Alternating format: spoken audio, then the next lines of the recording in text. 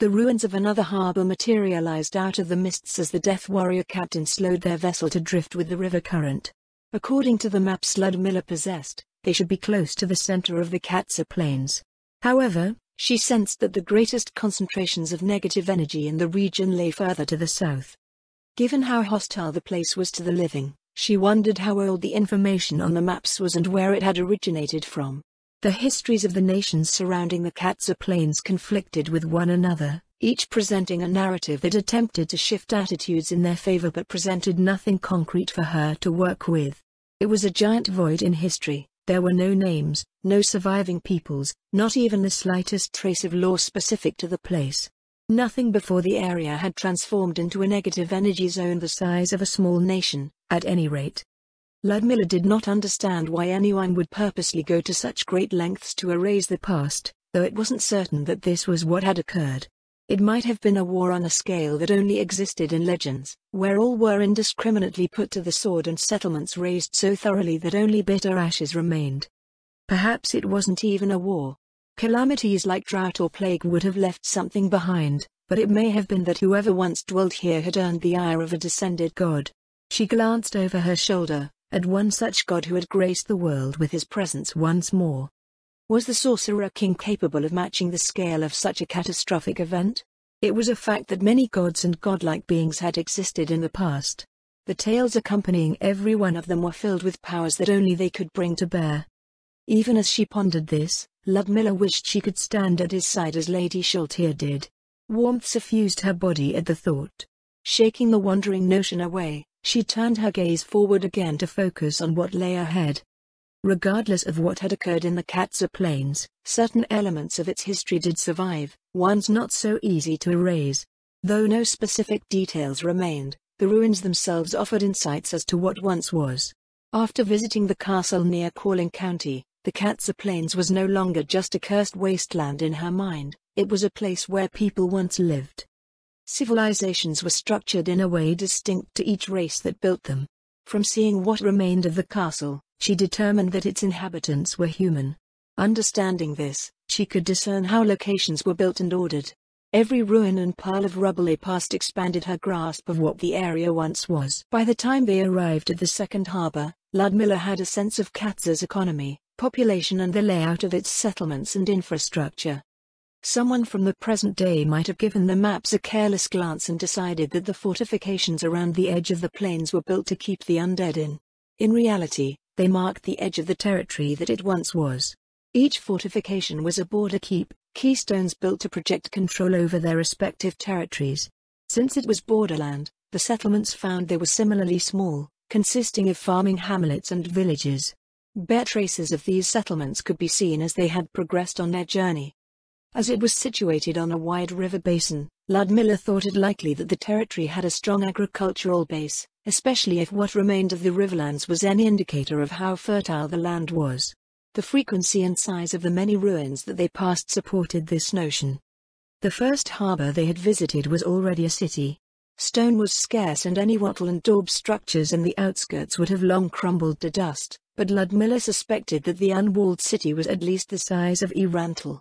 The ever-present mist kept one from realizing the full extent of the ruins, but she was mindful of its layout as she maneuvered her company around to clear it.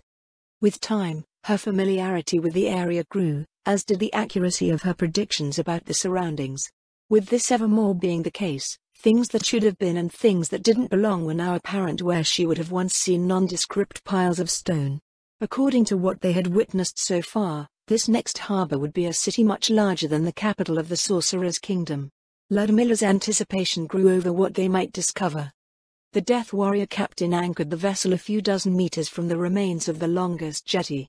Though the mist continued to obscure her vision, what she saw of the harbor was so far in line with the size of the city that she estimated that it would service. A long wharf lay crumbling along the riverbank, and a dozen ruined stone piers jutted out into the water like so many spears. Unknown ages of sediment had built up all along the harbor, turning the place into a silty quagmire. Ludmilla activated her flight item, a Frostburn Phoenix hairpin that offered some fire resistance in addition to its on-use fly effect, and disembarked to scout their landing area. She flew over the heads and upper bodies of hundreds of undead standing in the silt. Like the rest of the Katsa Plains, the vast majority of the undead here were weak. However, the accumulation of progressively stronger undead gave rise to a variety she had not seen on their journey yet. Skeleton warriors could be spotted on the wharf, and lines of bone vultures perched along the jetties like so many waterfowl. They did not stir with her passing, and after she made a wide circuit around the nearby harbor, she signaled the anchored vessel nearby. The Sorcerer King and Lady Shilter rose from the deck, skimming over the waters to join her. A loud splash sounded as the two death priests jumped into the water. She hoped that they wouldn't get stuck trying to find a way to the shore. "It looks like you have your work cut out for you, Miss Saradnik." Ludmilla lowered her head at the Sorcerer King's arrival. "We've sailed for most of the day," she said, "so my company is 4 or 5 hours behind." I suppose we can take a look around before they get here," he replied. "That being said, this place seems quite large. I estimate that it was a city of upwards to 100,000 people." "Oh, that's about as many residents as our winter. How did you arrive at this estimate?" She turned and led them up the jetty towards the wharf, providing an explanation along the way. Human populations tend to order themselves in a specific way. This river basin was also probably a perfect place to develop an agrarian economy. Based on our maps, it had an expansive river network, which continues to exist to this day, and was wealthy enough to maintain a ring of substantial fortifications along its borders. Moreover, the villages, towns and cities that we've passed had little in the way of walls, so whoever lived here must have had a strong enough military to stop any foreign incursions. A prosperous territory built on highly productive agricultural land, then. Prosperous enough for a standing army and sprawling cities. Yes, Your Majesty. I suspect that the state or territory that formerly occupied the Katsa Plains had a population of anywhere between 4 to 5 million. Its capital to the south of here might have been 2 or 3 times more populous than our winter. Her estimate spoke volumes about just how valuable the land once was. If one included the entirety of the riverlands, as well as the river systems flowing down from the east of the Katsa Plains, it was productive enough to support half of Riastais. This was while being a quarter of the size with at least double the urban population. The maritime infrastructure demonstrated their grasp of river navigation, and it was not a stretch of the imagination that these people plied the waters of the inland sea to the southeast in the same manner that Clara was planning to. The wealth and prosperity of this place must have been staggering at the height of its power. A swarm of wraiths floated by, and Ludmilla carefully scanned their surroundings for any signs, monuments or somewhat intact buildings. Though the volume of rubble was far greater than the previous harbor, the structures nearby were left in much the same condition. "Perhaps this region was too valuable," the Sorcerer King muttered. "Too valuable, Your Majesty?" Gem, how shall I put it? Whoever controlled this land would become too influential for their neighbors to stomach, so in the end, someone made sure that no one could have it. Was it possible that such wholesale devastation could be wrought for such a reason? As a follower of the Six, it was unthinkable. The former state of the Katsa Plains was the ultimate foundation for human civilization, or perhaps that was why it had been rendered uninhabitable. Open plains were the ideal habitat for humanity, and they held far less value for races who dwelled in environments that were hostile to humans. This perfect place for humans would be an untenable threat to anyone else. Much like how humans would see a vast swampland as a breeding ground for dangerous species, so too might non-humans have viewed the Katsa Plains. Humans would advance their civilization, grow in economic power and, if they followed the tenets of the Six or something similar, slowly cultivate their strength. If that was the case, the question would be who had committed the deed. In the present day, the closest demi-human nation was the Beastman Kingdom on the other side of the human-inhabited Draconic Kingdom. In the past, humanity had been driven to the brink of extinction, so they were not as widespread as they were now. Other non-human nations may have existed nearby in the past. If only they could find something significant to shed light on the history of the area. After searching up and down the wharf, which was 3 times as long as the waterfront in Corlin Harbor, for 2 hours, the Sorcerer King bid her stop at the confluence of the Katsa River and a major tributary that flowed down from the mountains in the distant east. "It seems that our findings have been just as poor as yesterday," he said. "Yes, Your Majesty," Ludmilla nodded. "There's still a lot of ground to cover here, however." The Sorcerer King raised his gaze to the northwest, following the gentle curve of the riverbank. "I'd like to wait until your forces finish catching up before we head deeper," he said. "How about a change of pace? We can use the time between now and then for you to break in your new equipment." Ludmilla didn't want anything remotely close to breaking happening to her equipment, but she understood his meaning. She took an inventory of the undead nearby. Scattered amidst the hundreds of weaker undead, she spotted around a half-dozen skeleton warriors, a blood-meat Hulk, and a strange creature cobbled together out of a myriad of assorted bones. "Since you took a big hit from one of those blood-meat Hulks yesterday," the Sorcerer King proposed, "how about you start by provoking the one over there and receiving a blow from it? I'm sure you'll find the difference quite telling." She eyed the hulking bipedal mass of flesh, recalling the sensation of having her chest caved in. The strange feeling that came with regenerating that damage was also something that she would prefer to avoid experiencing again. Walking over to the blood-meat Hulk, she attempted to gauge how many of the undead nearby would be drawn to the fight. Of particular concern were the 6 skeleton warriors in the vicinity. They all registered to her senses as being roughly as strong as she was. Unlike the weaker undead from the previous harbor, who either manifested with crude weapons, various tools or nothing at all, the skeleton warriors had each manifested with steel-round shields and fine weapons, mostly curved blades of various types. From her experience with the skeleton warriors employed in the Sorceress Kingdom, they possessed basic combat skills and were faster than most of the other undead present. After mapping out the general flow of battle in advance, she started not by attacking the blood-meat Hulk, but one of the skeleton warriors a fair distance away. Ludmilla lined up a powerful two-handed swing with the base of her glaive, and the unmoving skeleton's warrior's skull exploded into a spray of bone fragments. Before her victim's bones settled in the dust, every undead within 30 meters turned to converge on her. She didn't stop to watch them come. The glaive swept out to destroy the dozens of weak undead streaming up to her. Her steps led her around in a small circuit, as she didn't want to increase the number of undead that turned on her past the initial wave. The blood-meat Hulk was still halfway to her when the first of the skeleton warriors entered her reach. It deflected her descending slash with its round shield, but her reverse stroke hooked its legs out from under it. Her heel came down on the blade of its scimitar as she worked her glaive to dispatch the various weaker undead that swarmed around them. When her attention returned to the skeleton warrior, it was still vainly trying to pull its weapon out from under her. Despite possessing rudimentary combat skills, they were still mindless. Ludmilla drove the base of her weapon into its skull and kicked its lifeless bones into the next skeleton warrior that approached, knocking it onto its back. So far, she hadn't taken any hits. The reflexes and discipline came with over a decade of training in her fast, defensive combat style made it difficult to purposely expose oneself to harm. She dealt with 2 more skeleton warriors. It appeared that the other 3 were too far away to join the fight. With that, she was left with about 4 dozen assorted weak undead and a blood-meat Hulk. Ludmilla forced herself to stop moving, planting the base of her glaive on the cracked soil. Crude arrows from skeleton archers bounced off of her, though she imagined that her damage reduction would have left her without a scratch regardless. Tarnished spears, rusty axes and chipped swords were deflected off of her breastplate, vambraces, circlet and skirts. Her bodysuit offered just as much resistance as the armor plates that they lay exposed between. The coolly glowing blade of her glaive arced through the remaining weak undead just as the blood-meat Hulk reached her. She reflexively stepped back as a meaty hand ponderously swept across the space where she once stood. What am I doing? The imminent sense of danger that came with attacks from opponents near her strength kept Ludmilla on the defensive. As a human, this would have been ideal, but she needed to change the way she fought as the undead. Receiving wounds to formerly critical areas now mattered no more than any flesh wound.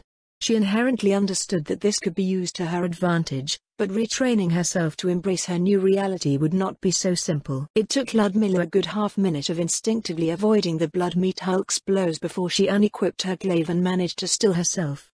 The giant undead creature brought its fists together for an overhead smash. More than anything else, it was the sound and sense of pressure that came with the attack that filled her awareness. It was not a fast strike by her measure, but the sheer momentum behind a blood-meat Hulk's massive fists had been enough to severely damage her brigandine armor and crush her ribs the previous day. Physically speaking, it was not as overwhelming as she thought it would be. Its fists made contact with the top of her head, but the strikes from the Death Knight had jarred her more. The soles of her boots were driven into the soft, dry soil, Then the clenched fists came apart around her.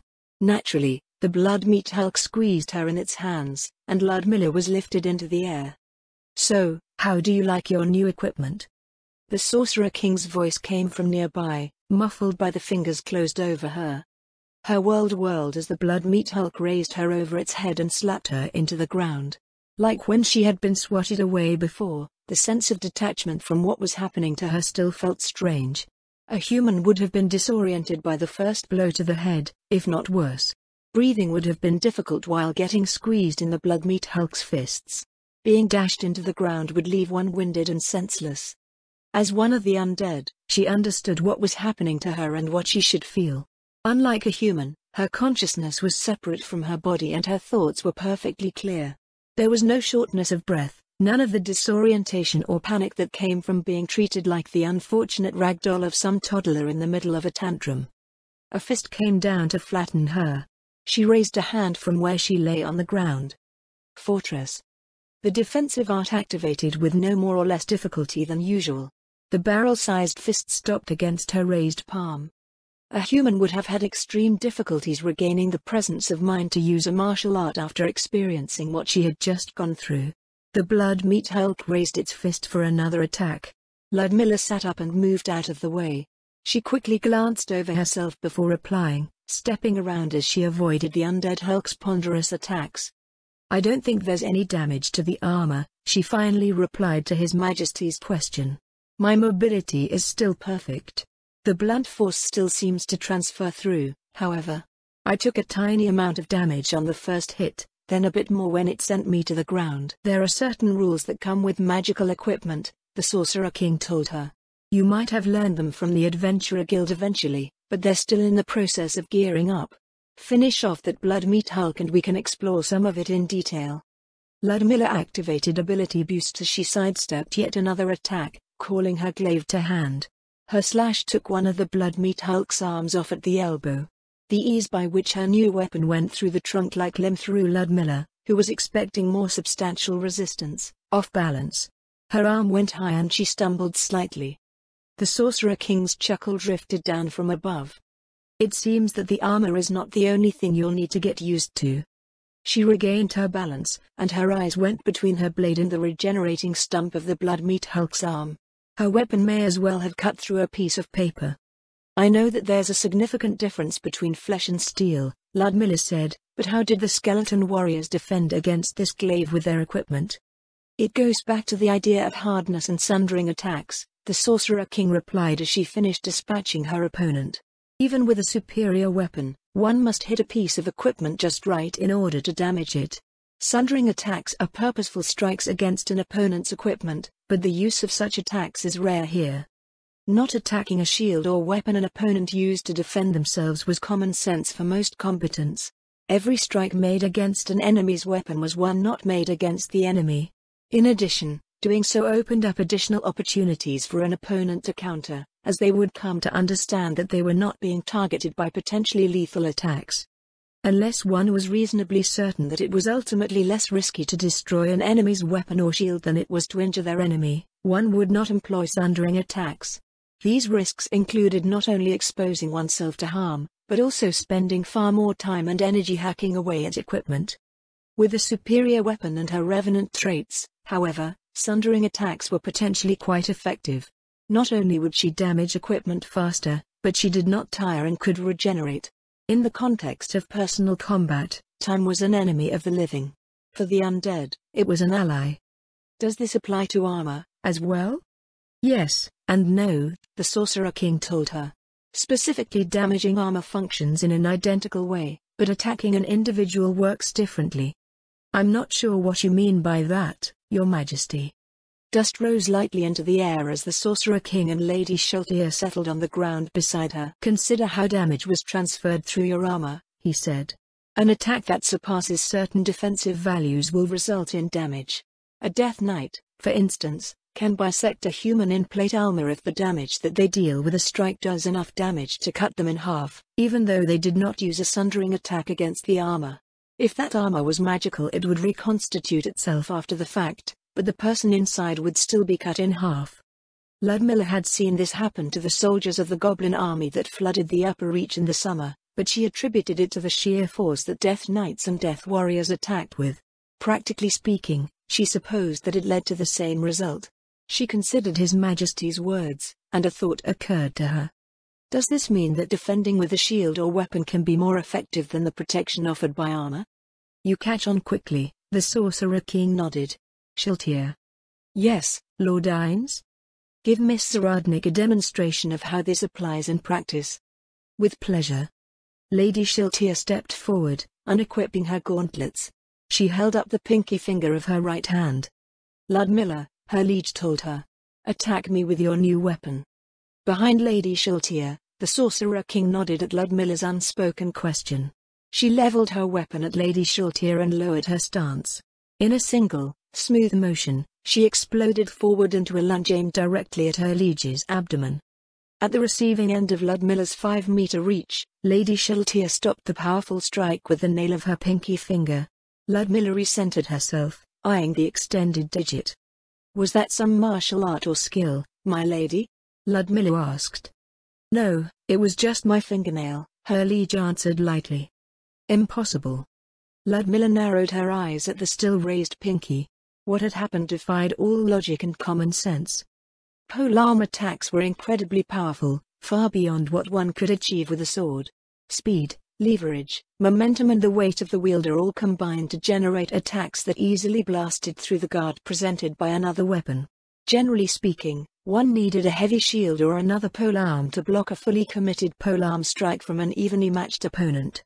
It was certainly not something one could stop with a fingernail. Her attack had not been deflected or caught and redirected, but flat out blocked. Again, Lady Shiltir said. Ludmilla directed a diagonal slash at Lady Shiltir's left shoulder. It was flicked away by the same extended pinky finger. Again, she activated ability boost and strength and perception. Her next attack was a piercing strike directed towards Lady Shiltir's knee. Once again, the blade was flicked away. A half-dozen attacks followed, with identical results. No matter the angle, no matter the direction in which she made her attacks, all of them were blocked or deflected. Finally, she used her most potent strike art, the three-pronged attack that could blast her opponents backwards in a blink of an eye. Lady Shiltir smirked in Ludmilla's enhanced perception. The pinky finger moved to intercept each independently acting vector in a split second, leaving Lady Shiltir perfectly unharmed while Ludmilla's regeneration worked to restore her lost health. Even if Lady Shiltir cannot be harmed by this weapon, Ludmilla said, she is less than half of my weight. How is it possible for her to block my strikes without budging a single millimeter? I'm sure you understand that past a certain point, the Sorcerer King said, one begins to step into a realm beyond that of what most consider mundane. As an adventurer, one begins to experience this shift around gold or platinum rank. Ludmilla nodded at his words. I understand this, she said. Or at least I thought that I understood. The differences that first appear are very concrete, however. Developing martial arts, skills, and abilities. Growing in physical power and magical capacity, but the rules of the mundane world still broadly apply. In my experience, unless one focuses on using a series of defensive arts, it would be next to impossible to come out of that exchange just now unscathed. The only person that has managed to do so before now is a dragon. The steps on the path to power are not linear, His Majesty told her. I'm sure you've heard of individual orichalcum and adamantite rank adventurers being equated to armies of common soldiers. This is not an exaggeration, it is a fact. She had indeed heard something along those lines, but simply hearing it didn't feel real. That a monster or a being with advantageous characteristics might be that strong was believable, as they could be impervious to damage or otherwise impossible to harm. A human, however, was just a human. They did not have supernatural damage reduction, regeneration or limitless physical stamina. Shrewd tacticians would seek to wear these types of adversaries down and seal off any routes of escape so they could finish them off. How would humans achieve this? Ludmilla asked. I do not believe that they gain any natural advantages beyond what they are born with. You're right that they don't, the Sorcerer King answered. The answer is the same for anyone. A human uses magic items or job class features to cover for their weaknesses. Armor and defensive enchantments protect one from harm. Equipment can confer regeneration of health and stamina, offer flight and immunities to various conditions. One can even gain damage reduction. It's true that adventurers try to shore up some of their weaknesses, she said, but trying to cover all of them is considered little more than a dream. Working towards those dreams is a joy in itself, is it not? Low-level items are not powerful enough to come close to covering for every weakness, but as one grows in strength and earns more, they can afford increasingly better equipment. Pursuing magic items in markets, searching for crafters and following rumors, this is an adventure in itself, and seeing everything slowly come together is quite fulfilling. Perhaps she couldn't truly empathize with what he said because she was a noble. If she needed something, she bought it if it was available. Ludmilla did not earn a stipend from the Adventurer Guild, as she declined on the grounds of not being a full participant in their activities, opting to collect points to make purchases for their internal catalog instead. Due to her limited participation, however, that point income was a fraction of what full-time adventurers earned. Other things were more interesting to her, such as planning development for her domain and watching it grow. She found fulfillment in carrying out her duties to land and liege. She found no joy in collecting equipment as other adventurers seemed to. At any rate, the Sorcerer King continued, the rule of thumb is that if one does not take damage, any associated effects that come with an attack will not occur to you. A soul eater with a fully loaded freight wagon could crash into me, but I would not budge despite having this skeletal form. At low levels, damage can often transfer through armor and other attempts at defense. This becomes less and less prevalent the wider the gap is between combatants and their equipment. I see, so this is why Dame Verilyn recognized that I had supernatural attacks when I pushed her down on my bed. Oh Tilda. You what? I mean, she was surprised that I could knock her back. She's used to attacks not hurting her and thus did not expect the associated effect, as your majesty put it. Another event from that same night stuck out to her. If I don't experience those effects when I don't take damage, she said, why is it that the wind could blow me off of a frost dragon's back while flying from place to place? What were you wearing? A dress. Was it enchanted? Ludmilla shook her head. That would be why, the Sorcerer King said. Mundane items are unlike magic items in the fact that they do not adapt to their wearer. You were effectively wearing a sail. You won't experience that knockback-like effect with what you're wearing right now, or with the other outfit that Shiltir put together for you. So by successfully blocking or parrying an attack, Ludmilla said, no damage is received and none of the effects that accompany that attack are experienced. That means one could successfully parry a dragon and not get bowled over by the force of the strike. It is simple on paper, the Sorcerer King told her, and some can become so skilled that they can defend against spells and attacks powerful enough to break the rules of the world. My paladin friend that I spoke of was one such individual. But achieving this degree of defensive skill is difficult, as you might imagine. Considering your apparent combat style, I would say that you could indeed fend off a juvenile dragon like this, perhaps even a newly adult one, depending on the species. That's if they don't have job class levels on top of their racial class levels, of course. The Sorcerer King watched her silently as she considered his words. After a moment, his gaze went to Lady Shiltir, and he appeared to consider something himself. How about you try a sundering attack against Shiltir? I'm sorry, Your Majesty, Ludmilla replied, but I haven't mastered any sundering attacks. I don't think anyone in the Adventurer Guild employs them, either. A shame, the Sorcerer King said. Shiltir once encountered a man who was able to damage her fingernail with a sundering attack. By her account, his equipment was rather shoddy, so I thought you might be able to replicate that feat with your superior weapon. We'll find out when you learn. Without the benefit of an instructor, Ludmilla wondered how many years it would take to learn a strike art with sundering properties. Her house's school of combat did not incorporate those types of attacks at all, as it was impractical to use them with the mundane equipment available in the past. Still, the Sorcerer King appeared to have an interest in them. She would do everything she could to learn. Ludmilla cleared a dozen city blocks before she was satisfied that she had achieved a rudimentary grasp on the use of her new equipment. With the power of her magic items, she felt that it was more their quality than her ability that allowed her to steadily work through the masses of undead, many of which should have given her difficulties when confronting more than one at a time. Still, she was learning how to use everything quickly, and she sensed that she had gained in strength relative to skeleton warriors once again. They searched through the rubble as they waited for her company to finish catching up. After a while, the Sorcerer King teleported back to the Sorceress Kingdom to see to some daily tasks. Lady Sheltier stayed behind with Ludmilla to ensure that the area remained free of potential threats and so she could open a gate directly to their current point in progress.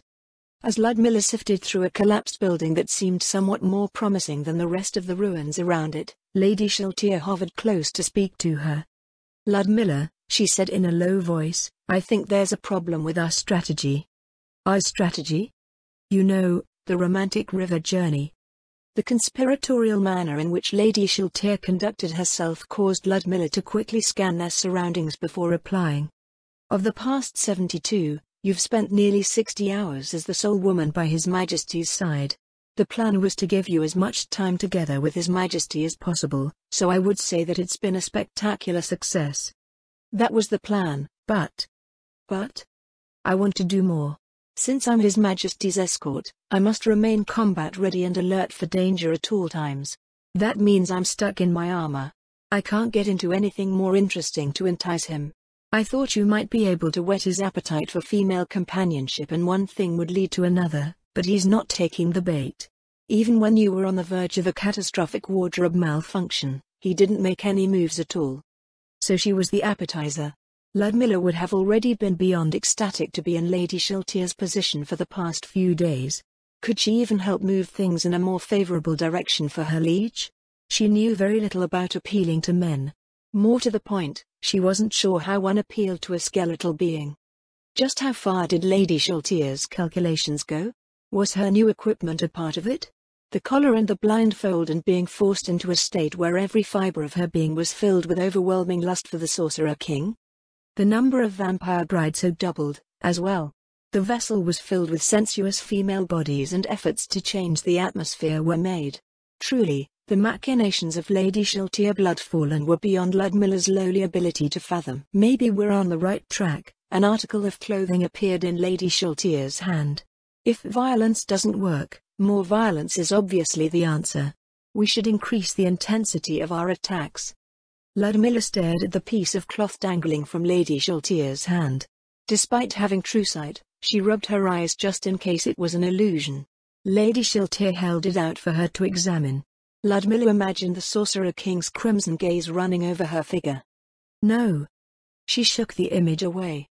"Yes." "No. This is insane. What is it, even? Is it damaged?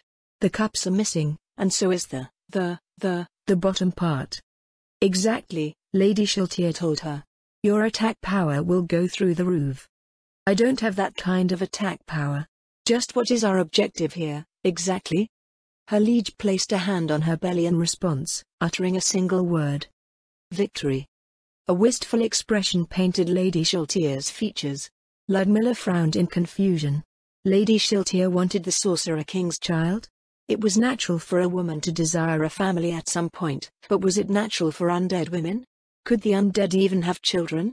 At the least, she had never heard of such a thing before. Lady Sheltier loomed closer, holding up the scandalous bit of red lace in her hands. Ludmilla swallowed, preparing herself for the worst. "Yes, Lord Ines? All right away." Ludmilla heaved a sigh of relief as Lady Sheltier raised a hand to her ear. The item vanished from Lady Sheltier's hand as she opened a gate. The Sorcerer King stepped through. "I'm back." "What's going on here?" "We were just discussing equipment options, Lord Ines," Lady Sheltier smiled. "I see," His Majesty said. "Well, I'm glad you're excited about your new gear, Miss Saradnik." She nodded silently, fervently hoping that he wouldn't inquire over the specifics of the equipment option Lady Sheltier had presented. "Were you able to find anything of note in these ruins?" the Sorcerer King asked. "Not yet, Your Majesty," Ludmilla answered. "The buildings in the outskirts are mostly in the same condition as the ruins from yesterday. I'm hoping that there will be more substantial structures further in that were more difficult to destroy." "That sounds reasonable enough. Your forces are almost caught up, so we should head out to meet them." After experiencing the substantial gap in power between the undead in her company and the ones that lurked in the ruin, Ludmilla's doubts grew over whether her forces would have any effect at all. As they made their way to the outskirts, she made her concerns known.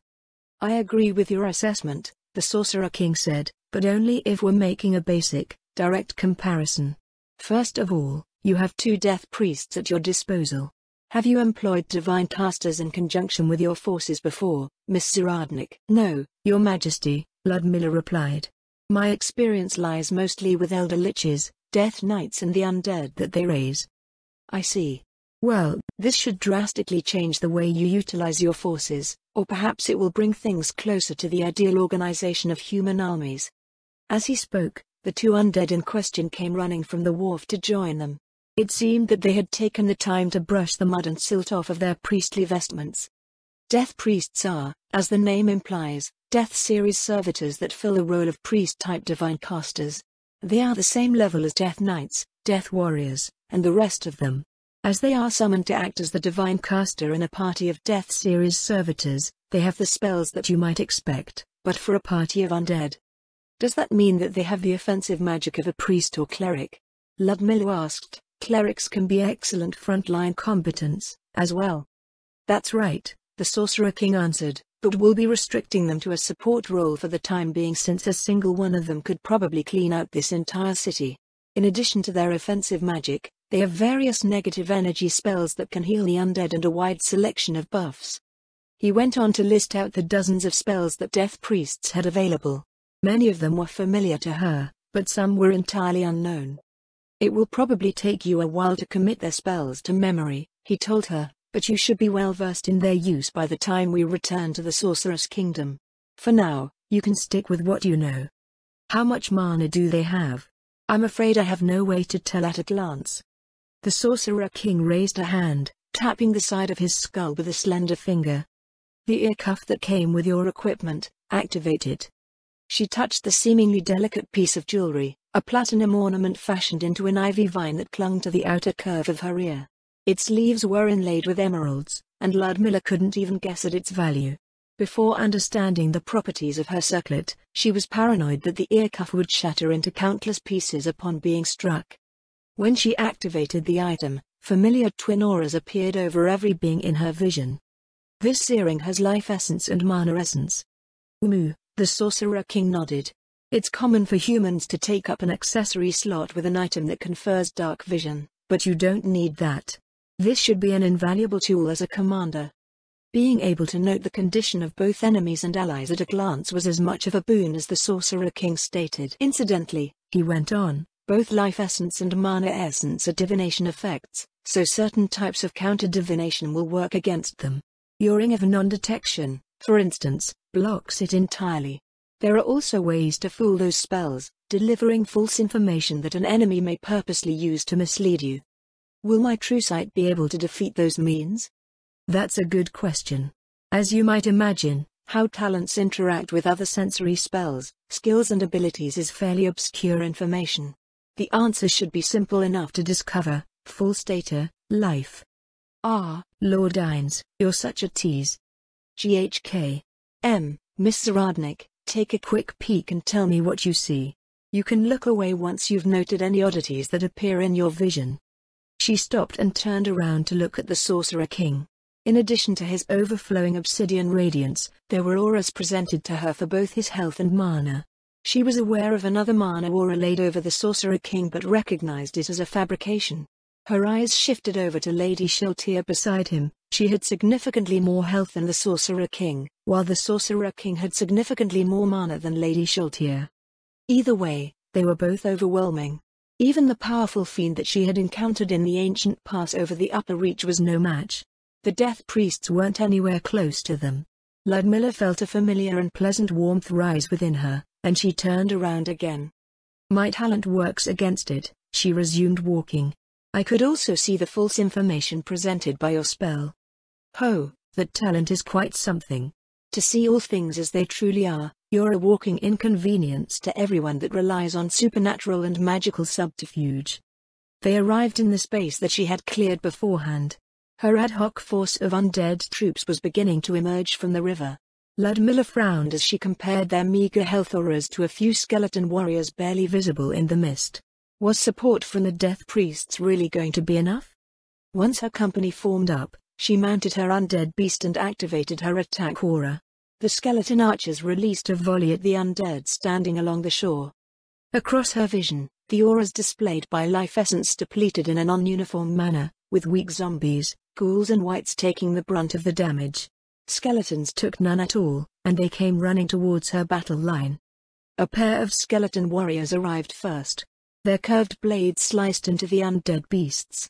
Heal them. Though she had anticipated it, her orders were still half made out of panic as the health of the undead beasts dropped alarmingly upon receiving a single strike. The death priests cast their spells and she watched as the health auras returned to fullness, then dropped below half, then went back to full again. She looked over at the death priests, watching their mana very slowly, but surely, deplete. If they fought like this for an hour or two, she would burn through an entire day's worth of mana. Ludmilla sent her ghasts around, ordering them to ignore the weaker undead to swarm the skeleton warriors. When the clash reached its conclusion, she let out a weary breath. With the assistance of the death priests, none of her forces had been lost, but watching health auras go up and down was stressful. She wasn't even the one trying to keep them alive. If 3 skeleton warriors came, or worse, some mix of skeleton warriors and blood meat hulks, the death priests would not be able to keep up.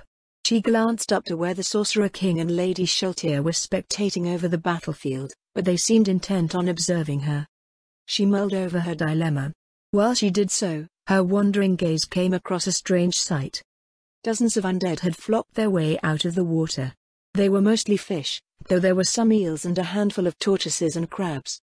All were either skeletal or zombified. A few of them were about as strong as a silver-ranked adventurer, but their movements were so awkward that they didn't seem like much of a threat. Their mindless nature simply drove them to attack what had drawn their attention, no matter how difficult it might be to reach their respective targets. I guess aquatic species have to deal with undead as well. Oh yes, the Sorcerer King said. There are a number of powerful undead that can only be found underwater. The river is quite broad, so we may have missed some interesting specimens. These, however, are simply skeletons and zombies of different types. She directed her skeleton archers to pepper the slowly advancing swarm of undead marine creatures. Once the zombies were destroyed, she sent in her undead beasts to clean up the rest. A few of them managed to take damage when the skeletal fish flopped up and bit them.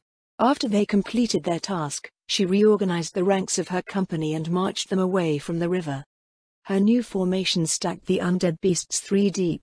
Unlike conventional infantry ranks, a gap lay between the front rank and the 2 rear ranks. As her front line was reduced to a third of its former coverage, she would need to use her mobile force of ghasts to intercept any enemies that spilt around the flanks. With everything in place, she initiated her next assault. A furrow creased her brow as 4 skeleton warriors came charging in to put her idea to the test. Ludmilla worried whether the mindless undead beasts would be capable of carrying out the instructions she had left with them. As the skeleton warriors hacked at her front line, however, it appeared that the instructions had been simple enough to carry out. If they received more than half of their health in damage, the undead beasts were to withdraw to the rear ranks. The other undead beasts would doggedly attack the nearest skeleton warrior, keeping them from finishing off their target while a fresh undead beast stepped up to fill the hole in the line. The somewhat chaotic and uncertain melee took on the semblance of order and stability. A skeleton warrior could take apart an undead beast in 2 good hits, but dealing with 9 that took turns taking damage made their progress almost seem slow. When the 2 rear ranks were about to be filled with damaged undead beasts, mass inflict wounds, Ludmilla called out. A death priest raised its flail, casting the spell at her order. 24 undead beasts were restored to full health, and the cycle continued. Ludmilla nodded to herself, systematically sweeping her opponents from the field. She had double the number of skeleton warriors attacking her this time, but the new formation made things infinitely more manageable. There was little sense of risk to her troops and the mana consumption of the death priests was a tiny fraction of the previous fight. Excellent work, the Sorcerer King called out as he flew down to land in front of her. Did you learn about that from somewhere? She tightly clutched the bit of happiness that rose at his praise. The feeling wasn't something that she wanted to stamp out, but at the same time, she couldn't let it fly out of control. No, Your Majesty, she replied. Simply healing a single undead beast as it tried to withstand the attacks of a skeleton warrior was too unstable. Doing so was also consuming mana at an alarming rate. I had to devise a way to slow things down and improve healer endurance. And you came up with that after a single skirmish. Your tactical acumen is even keener than Shiltir claims. Do you understand the full implications of that formation? Her mind went from the inception of the tactic, working backwards from the result and exploring its possibilities. She had come up with it in a desperate attempt to have her undead beast survive the far more powerful skeleton warriors. Their large, zombie-like health pools allowed her to pull it off, but if she replaced them with skeleton warriors, she could steadily trample almost everything she had seen in the ruins. Commanding as many Death Knights as she had, members of her current company would probably be overkill wherever she went, but it would still make them that much more difficult to deal with. Ludmilla continued to consider what the Sorcerer King meant, and she swallowed as another thought came to her. This formation, she said. This tactic. I separated the first rank from the rest to keep the area healing spell from healing my enemies as well.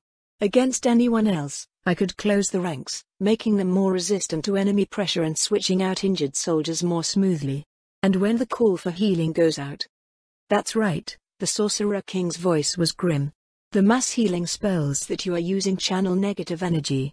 When they are cast on your infantry ranks, not only will they heal the undead, but they will decimate any of the living within the area of effect as well. Beside the Sorcerer King, Lady Shiltir sported a wicked smile.